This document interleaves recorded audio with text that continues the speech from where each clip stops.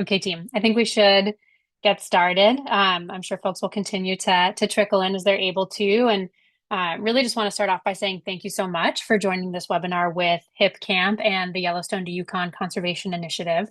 My name is Cassandra. I support the government and community relations team at Hipcamp, and I'm really thrilled to be collaborating with Y2Y on this educational webinar about hosting with wildlife and coexistence best practices.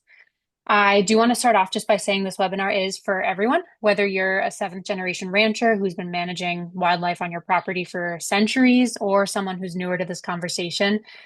This is for everyone in this region and beyond. And I'm going to pass it over to Nadine in just a minute here. But before I do that, just a bit of housekeeping. So if you're joining us, well, I know you're joining us via Zoom. You should see at the bottom of your screen a Q&A section. You'll be able to ask questions and upvote each other's questions in the Q&A section. There should be a chat feature as well. I will keep an eye on both, and we will have dedicated time at the end to address your questions and talk them through live at the end of the presentation. We did also get some questions come through before the webinar, so we will answer those at the end as well. And with that, Nadine, I'm going to pass it on over to you. Great. Thanks, Cassandra. Hi, everyone. My name is Nadine, and I live near Slocan Lake that you can see in the photo there in southeastern British Columbia. And I'm the director of the Communities and Conservation Program at Y2Y. And being in nature and camping and outdoor recreation really has always been a big part of my life. The topic today, around coexistence is also something really close to home. I live on an acreage here, and we've implemented some really important ways to keep ourselves, our pets, and wild critters safe, and have also worked with local governments on Bear Smart initiatives. So I'm really happy to be here, really looking forward to our time today and connecting with Hipcamp hosts. Hi everyone, my name is Caitlin. I am a wildlife coexistence coordinator on the communities and conservation team. I live in North Idaho, where I spend every weekend enjoying the outdoors. I'm either mountain biking, hiking, or skiing. It depends on the time of year. And I just came from working for the Idaho Department of Fish and Game, where I spent the last 5 years running the wildlife depredation program in the Panhandle region. So any of you located in North Idaho, if you called the regional office about a wildlife issue, you maybe talk to me. And as a bonus, I am a Hipcamp camper myself. I have stayed at a number of Hipcamps while on vacation, and I've had great experiences every time. So I'm very excited to work with the Hipcamp community. Hi everyone, my name is Brynn and I'm a research associate with the Science and Knowledge team at Y2Y, and I'm currently based in Calgary, Alberta. So growing up, I spent a lot of time in the backcountry and working with sustainable food systems, and this sparked my interest in these wild landscapes we call home. So over the past 5 years, my education and professional work has focused on this intersection of humans and wildlife, ranging from working on coexistence strategies for urban coyotes to population monitoring of grizzly bears and black bears, as well as environmental education. So big thank you for being here today, and I'm really looking forward to our discussion and engaging with the Hipcamp community. So we wanted to just start, by telling you a bit about the Yellowstone to Yukon Conservation Initiative, Y2Y. So as you can see on the map and in the name, this is a place, and is actually one of the most intact mountain ecosystems left on the planet. It's a place with a wide range of wildlife and wild spaces that we still have, as probably many of you know. And it was actually this wolf here named Pluie who exposed people to the fact that wild animals move very large distances, and that we need to both protect places like having parks and protected areas, but that wildlife also need room to roam. So Pluie was collared, and she traveled over 100,000 square kilometers. So that's an area 10 times larger than Yellowstone Park. And she crossed about 30 different political jurisdictions during that time. So the wolf, Pluie, really did inspire this initiative that became the Y2Y. And it's now a network of almost 800 partners working together to ensure that habitat is protected, connected, and that people and wildlife can thrive together. So Y2Y is a place, it is a movement, and it is an organization that we work for. and the only organization dedicated to securing the long-term health of this entire region.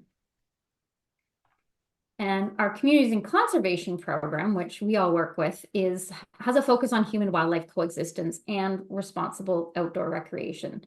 So as mentioned, our mission is that people and nature can thrive, which means really finding solutions that both work for wildlife and the rural communities that we have across this region. So that's where we live, our homes and our properties, where we work, whether that's on a ranch or a farm or within a rural community, and in the backcountry where we play. So, how we plan our recreation and tourism and the practices that we employ when running those operations. So we work with scientists, with local governments, businesses, nonprofits, recreation groups, landowners like you.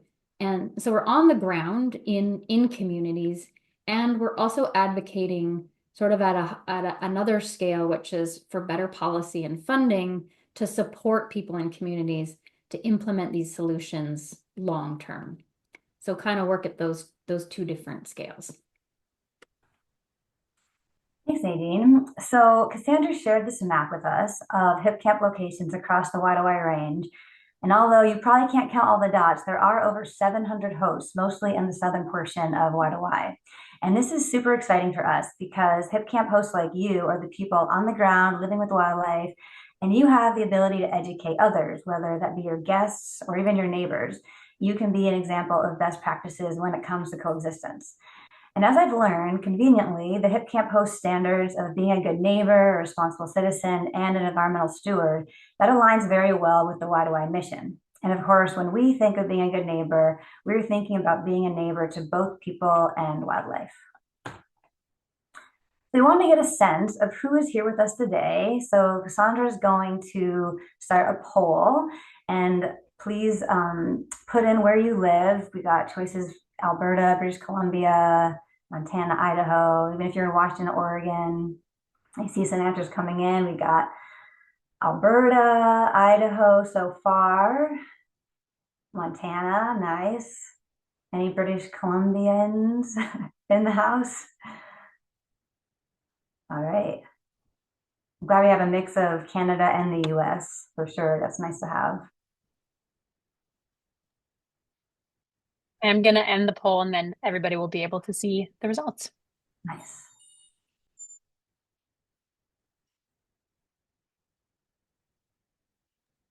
You can see that about 50% of the folks joining us are coming from Alberta, and then we have 25% from Montana and about 25% from Idaho. So great representation here. Yeah, perfect. All right. Let's go to the next question. We are also curious how you would characterize your property. Is it working land like a farm or a ranch? Are you rural, residential? Do you consider it to be forested, maybe even timberland? Do you have some waterfront? So it's multiple choice. So if you have multiple of those features, just check all those boxes. Looks like we have some working land coming in so far. Forested, nice. Ooh, waterfront. That sounds fancy. Oh, wow. And if you don't feel that your property is represented in this list, please feel free to use the chat and let us know how you would describe your property. It's not exhaustive, but we're thinking about, what we typically see in this area. And I'm sure we've not included everything. So don't hesitate to let us know. Yeah, thank you. Good call.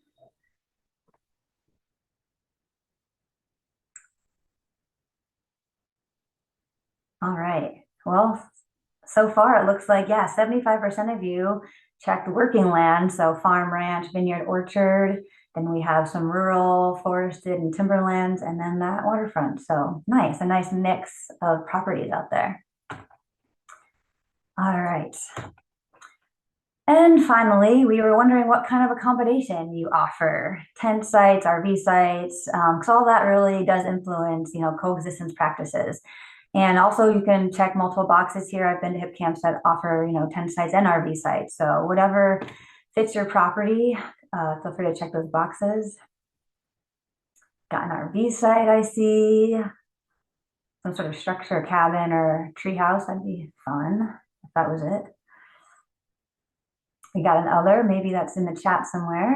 Oh, and a tent site. So nice. We have the full range of options, which is good because as I said, it kind of, depending what you have, it will be a different coexistence plan for your property potentially. All right, nice. Well, thank you guys for participating in that. And I will just add, I can see that Duncan shared in the chat that they would characterize their property as foothill grazing land for livestock, which was not in the list, and that's really helpful to have that information. And then Carrie shared in the chat that they have 2 car camping spots, so not a tent site, not an RV site, not a structure, but a site for a vehicle. Thank you so much for sharing that. That's awesome to see. Yeah, very cool. I've never seen that car camping option. That's a cool one to have. All right, and so we have another question just about wildlife. We're curious what wildlife you see on your property. We have a bunch of species listed. As Cassandra said, it might not be exhaustive, so feel free to add if there's something we missed, but I think we covered most of the animals that we think you'll be seeing on your property. Even if you haven't seen them, if you've seen the sign of them or, something that is in the area. Ooh, we got some grizzly bears. Yep, black bears. Yep, black bears are all over the Y2Y. Cougar, wolf, fox. Oh, wow. I think everything has been checked so far. So what's in the other? I'm curious what we missed. Even the toad. This is so cool. Nice. Yeah, geese can be quite the challenge too, sometimes when it comes to coexistence. Raccoons, yep. All right. Elk, deer, okay, we have everything out there. That's good. I'm not surprised, but it's still cool that you guys, have all those species. What was in the other? I'm curious. Coyote. Thank you, Duncan. Did we miss that? Oh, wow. We did. Okay, good job. We missed the coyote. All right, I will pass it off to Brynn now, and thank you guys all for answering those questions. Great, thank you, Caitlin. I'm just going to set the stage a little bit with some background. So as many of you indicated in the polls, wildlife and people often share the same spaces. And this is especially true for many Hipcamp properties. So what used to feel like these more infrequent encounters with wildlife are now part of daily life in many places and for many people. And this is happening for several reasons. One of them is the landscapes we live, work, and play on are changing, in part because of climate change, and then also how humans are altering natural habitats. So in response, we're seeing many wildlife species move to adapt to these changing climate conditions and the shift in availability of their habitats and food sources. We've also had varying successes with species reintroductions, and this can increase the chances of these interactions between humans and wildlife. And then lastly, there's simply more of us out there. More people are spending times outdoors, enjoying nature, and this can increase the likelihood of encountering wildlife. So as a result, there's this increase in need to find ways how we can better share these spaces so both humans and wildlife can thrive.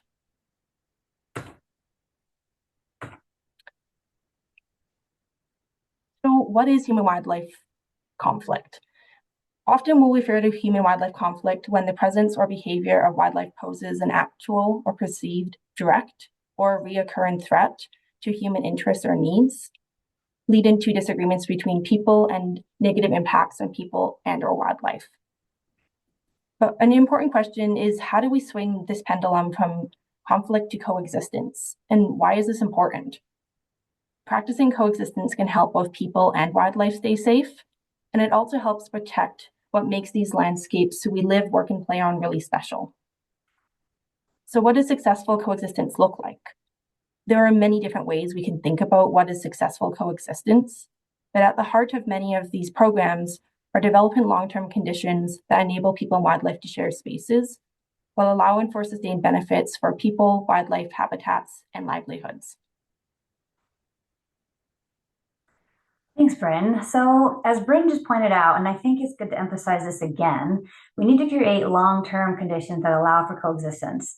Going off that, I wanted to provide some helpful hints and ideas of actions you can take right now that will set you up for success and make your property coexistence friendly.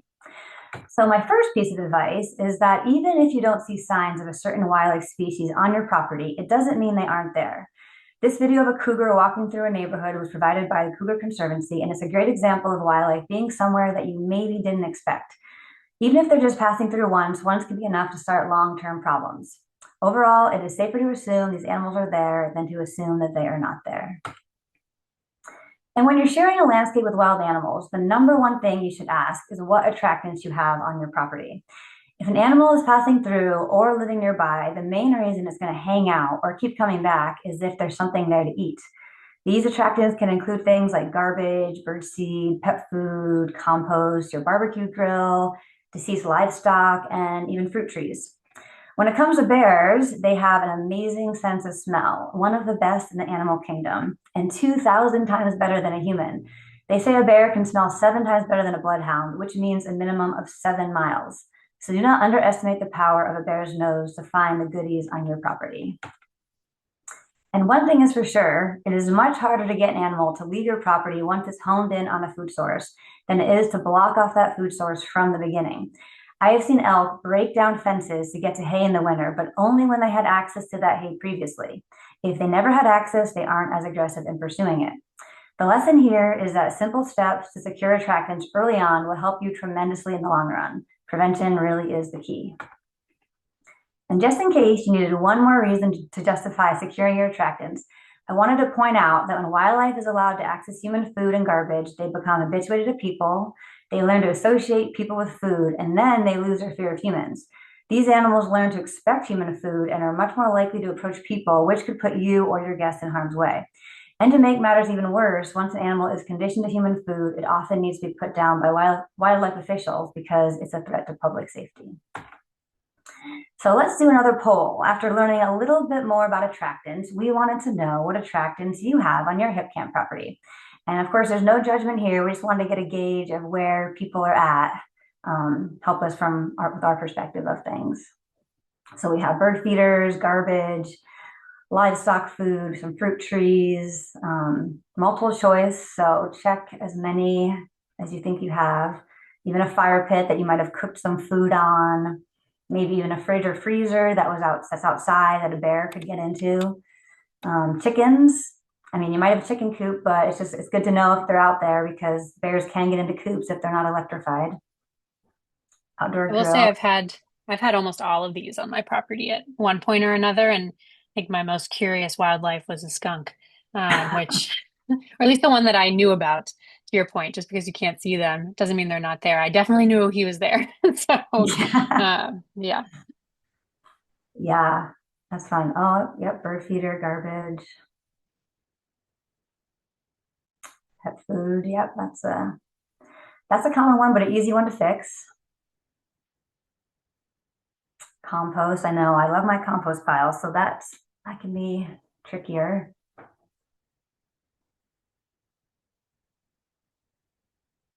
Got some others in there, so we missed some attractants that people said they had.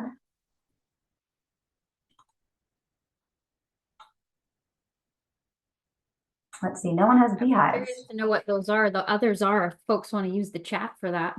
Yeah, I know. I thought we were comprehensive, but we missed the coyote, so we could have missed other things. I'm embarrassed about that one. No judgment here. No Yes, judgment no, here. no judgment here. All right. Perfect. So yeah, we have most of these were checked. We didn't have any fridge or freezers and surprisingly no chickens. So, and no beehives, but everything else on the list was checked. And then there was something in the other. So I don't know if you can see what that was, but And we did get a note in the chat from Carrie. I put food in my compost first, then I cover it with my poop compost, which seems to deter most animals. And Carrie, you're 10 steps ahead of us. We are going to get into solutions, creative solutions, ideas that you have for solutions as well. So it's great to see that you found something to deter wildlife from the potential attractants on your property. yeah, that is really neat. I've never heard of that, but if you're testing it out, that's good to know. All right, and our next question is, we are curious if any of you are already taking actions towards coexistence, such as securing your garbage, making animal proof, maybe even just giving guests information about the wildlife on your property. And don't worry if you haven't thought about this yet. Of course, that's what this webinar is here for, but we're just wondering, getting a gauge of where you're at in the beginning. And Caitlin, are we going to explain what it means to secure garbage or compost? Because Yeah. I don't think I know Okay, exactly what perfect. that entails. Yeah, we're going to get into that. Actually, the next slide, we're going to start talking about garbage for sure. So if you don't know what that means, I guess assume that your garbage is not secure, maybe. But um, but yeah, that's a good call. That is something I'm going to explain. Oh, look at somebody does have signage for people about wildlife. That is good. That's good. Food storage systems.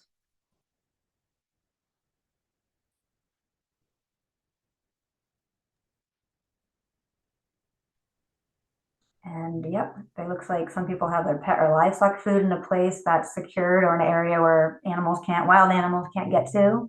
Ooh, we have electric fencing. That is pretty advanced. I like to see that. That is good. Perfect. All right. So yeah, we have food storage systems, signage, electric fencing, and then all secured garbage, compost, and also pet and livestock. So that is good. I am impressed. All right, so onto garbage, because when I think about the hip camps that I've been to, unsecured garbage bins are the main attractants that stick out to me, and it's a simple one to fix. And by unsecured, I mean just that an animal can get into it, essentially. And grizzly bears and black bears are very good at getting into garbage that you might not think they'd be able to. So the Interagency Grizzly Bear Committee has a list of items, including trash cans, that are certified as being bear resistant. It's considered the gold standard, and the products go through testing at facilities that actually have captive bears, so you know that they work.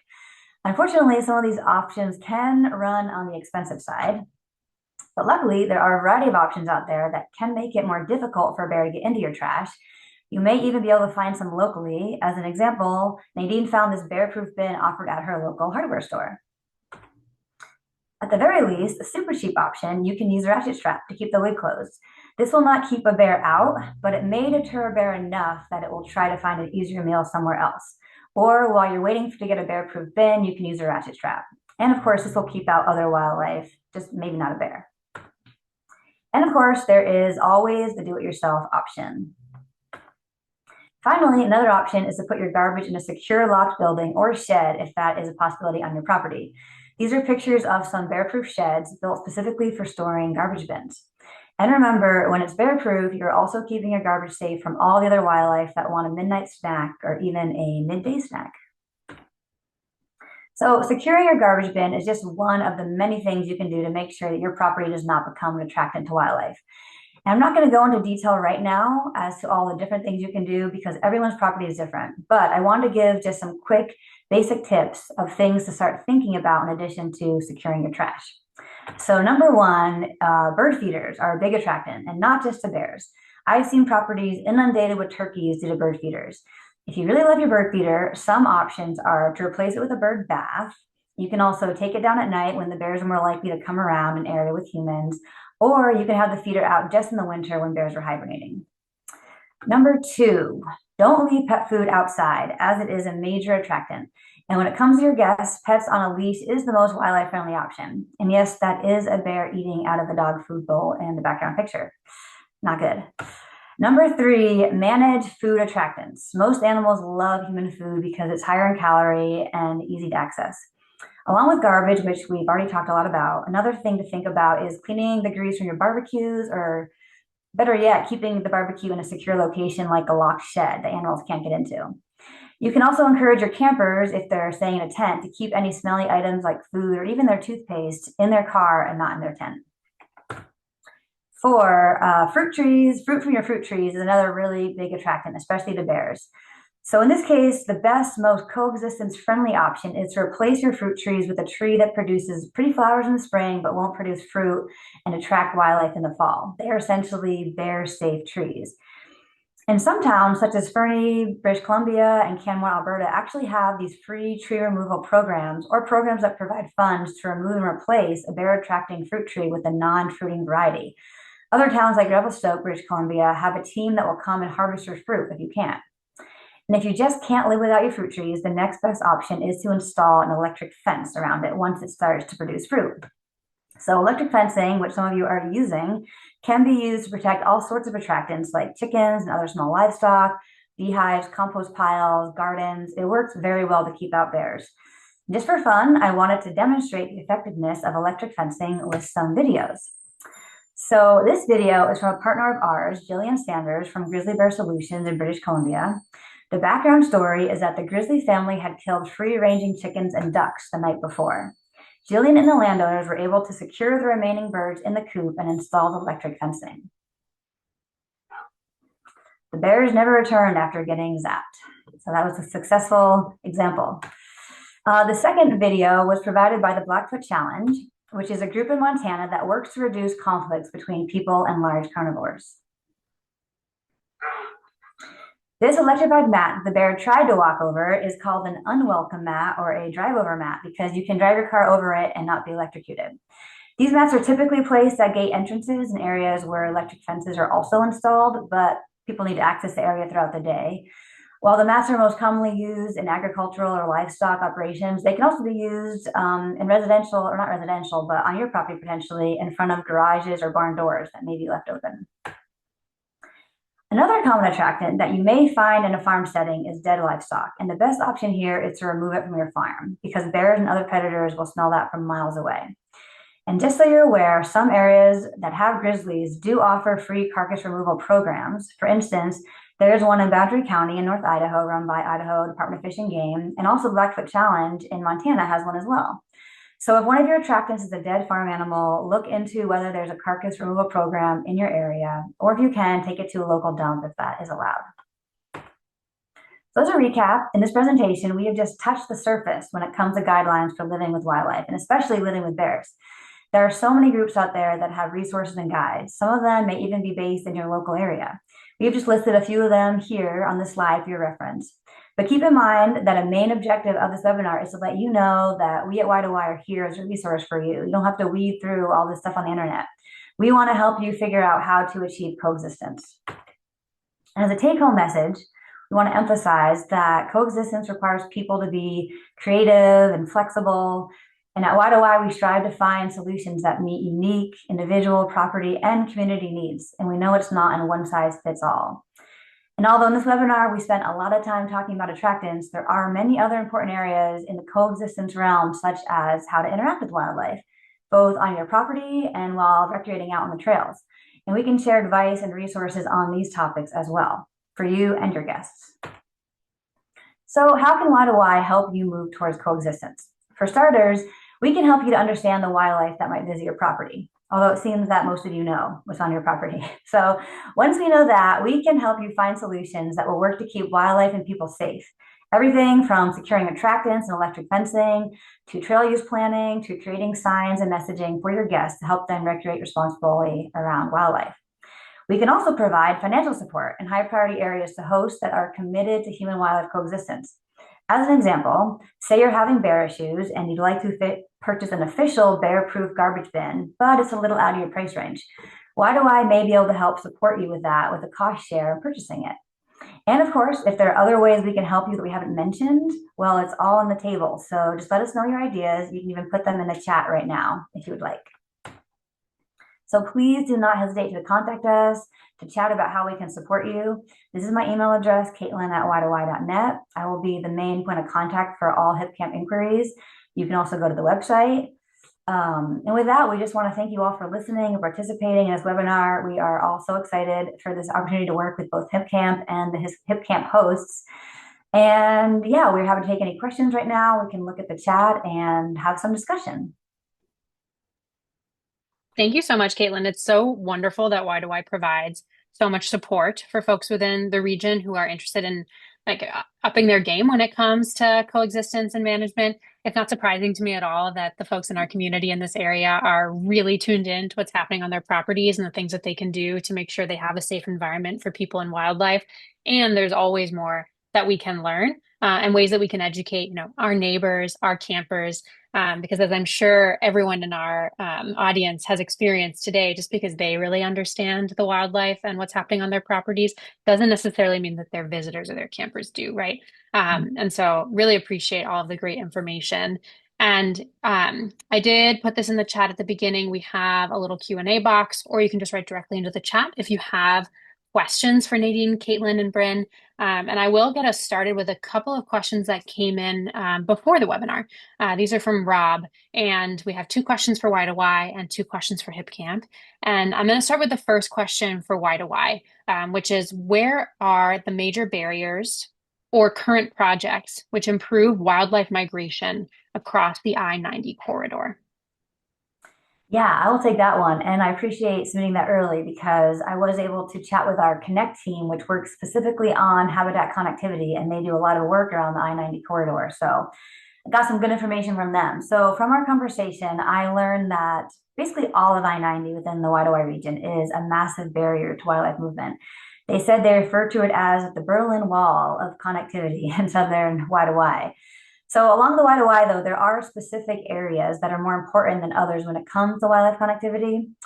As an example, in a general sense, we know that the stretch between Missoula and Deer Lodge has several key corridors, and also the stretch west of Missoula to Lookout Pass on the Idaho border is also crucial. And right now, to hone in on specifically where we want to implement crossings like an overpass or an underpass, Y2Y and the Montana Department of Transportation are assessing the most important sites for wildlife crossings along the I-90 in western Montana. So that's really exciting.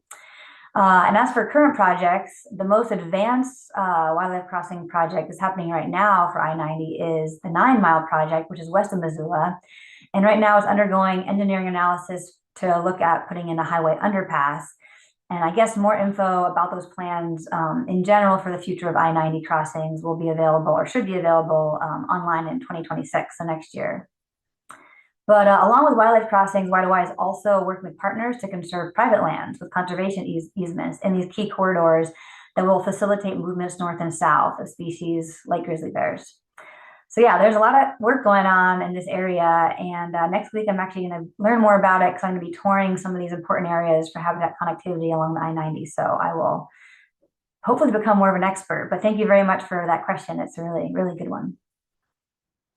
Yeah, and I'm sure if folks want to learn more about the projects happening in their communities, they can reach out to you at that email as well. Because I think, big and small, right? I-90 being a really big kind of Herculean effort that's going to take public agencies, highway agencies, everyone that you can imagine. And then you have projects, I'm sure, that happen on, an individual's private property, like the ones that we're talking about here. So I'm sure there are folks in the audience who'd be really interested to hear about projects happening at all different scales. Thank you for sharing that, Caitlin. Yeah. The second question that we had come in ahead of time is about the challenges to conservation currently and how Y2Y is managing challenges that are stemming from budget changes for public agencies and public lands management.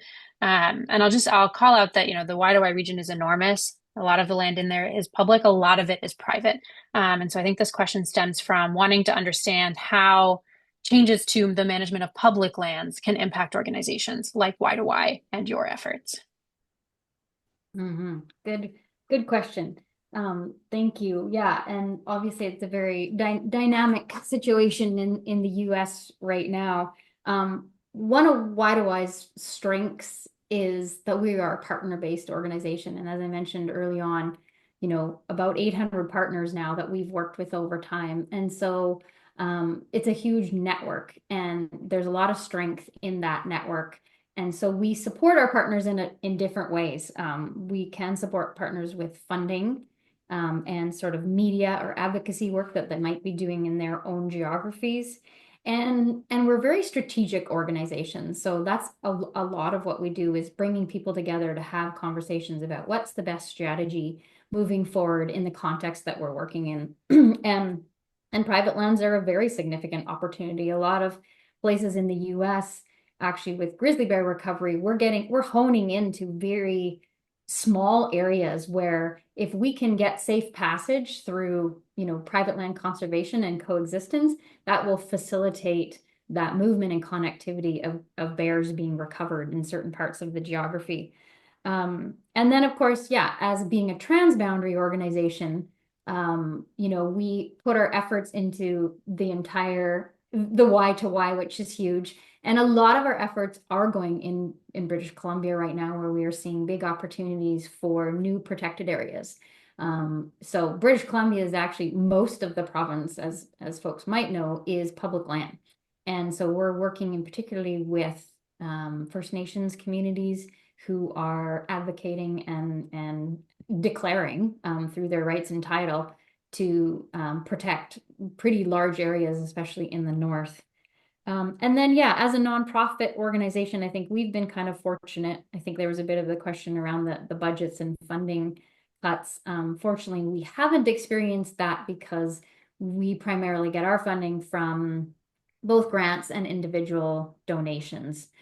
So we don't rely on government funding. So we haven't been directly affected like some of your colleagues or friends have been in the nonprofit sector. And hopefully we'll be all right as the financial situation and economy adjusts to this new dynamic. So thanks for that question. It's complicated, and we roll with it. Yeah, definitely. I think the word used was dynamic, definitely is dynamic there. And on the topic of funding, we got a very nice question shared around whether a portion of bookings, and we got this question from Rob, can a portion of guest registrations be donated to Y2Y, which is such a lovely question. I think the answer is that, as a Hipcamp host, you can do whatever you'd like with your earnings. And we do see folks set aside percentages of their bookings for nonprofits, local, national, global. I recommend letting campers know if you're doing that. You can use your description. I think something that we talk a lot about is how campers really like to know, where the money from their booking is going, whether that's to a farm or a ranch or to a nonprofit like Y2Y. I think part of this question was getting at whether Hipcamp can facilitate those donations, and we don't have the functionality to set that up at this time, but we would be really excited to offer something like that in the future. And I did share this question. It came in yesterday with the wider team for their consideration. So really appreciate the interest and enthusiasm there. It is wonderful to see. And then, Cassandra, if someone did want to do that and work with Y2Y, we'd be happy to do that. Very lovely interest and offer. I'll just put, there's this link here, y2y.net, and donate. But better, if you're interested in this for your hosting, we could have a conversation about what might work best, for folks.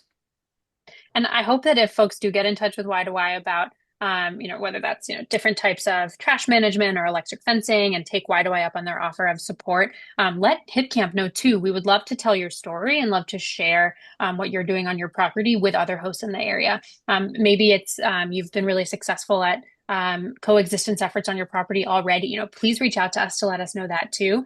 We're always learning, and a huge part of the benefit of having such an engaged and large community is that we're able to learn from one another throughout the process. So please don't hesitate to reach out. You all have my email. I'll drop it in the chat anyways, but would love to hear from you about what's been really effective on your property and what you want other hosts to know in the area. And that's something that we are going to be building on with Y2Y over the course of this partnership, is being able to share success stories and help people learn from each other as well. I'm not seeing any new questions come in the Q&A box. Step right up, don't be shy. I will take us to the last question that we got in advance of the webinar, which was another question for Hipcamp. And it was a question about how Hipcamp is supporting public lands, right? In this kind of bigger patchwork of land, right?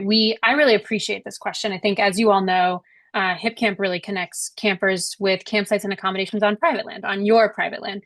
But public lands are really our backbone, right? It's what our outdoor recreation industry is built off of, and it's the driving force for conservation, certainly in the US, but as you just heard, in Canada as well. So our mission at Hipcamp is to get more people outside and to expand access to the outdoors. And we care deeply about seeing our public lands managed, funded, stewarded properly.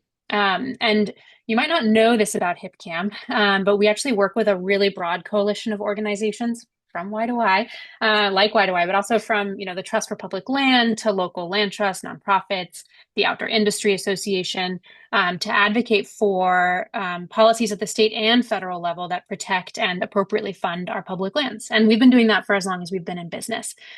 So we're continuing and will continue to show up and use our voice as a leader in the outdoor recreation industry to advocate for our public lands and for the people and organizations like Y2Y that steward them. And I will add something that I touched on earlier, which is that it's moments like this, where we realize how dependent we are on organizations like Y2Y. The Y2Y region crosses how many parcels? Maybe one of you knows, countless parcels, right? Almost too many to count. Some of them public, many of them private. So we need every single person to be thinking about and working on biodiversity, wildlife connectivity, habitat preservation, you name it.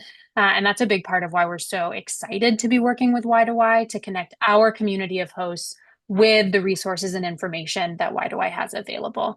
We're not experts in this space, but Nadine, Caitlin, and Brynn are. And so we're really thrilled to be able to connect each and every one of our hosts in this area with experts like them, who can really help you think about management on your properties and education for your campers. So we really, really appreciate you all joining us this morning / afternoon, depending on where you are. Maybe I'm the only one in the Eastern time zone. But